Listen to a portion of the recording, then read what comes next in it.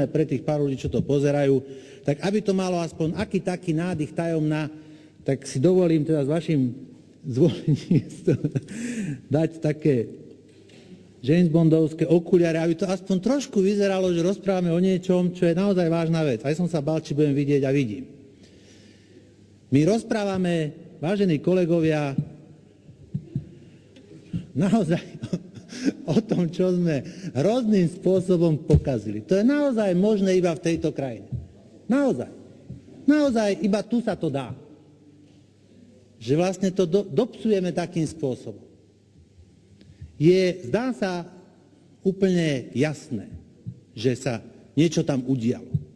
Že priesiak nastal, a to je čiastočne zopakujem, čo pánom ministrovi hovoril, otázka stojí, či už preto, že bolo tak toho veľa, že už to nevošlo, alebo preto, že už to netesnilo, ten priesak nastal, už sa to nedá schovať. Ten priesak smrdí ako hnoj.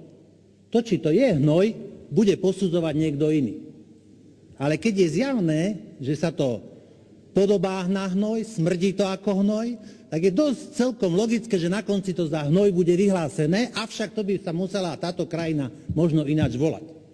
V tejto krajine hrozí, že to, čo sa javí ako hnoj, smrdí ako hnoj, tak bude prehlásenú za pannu nebeskú. Možno, neviem.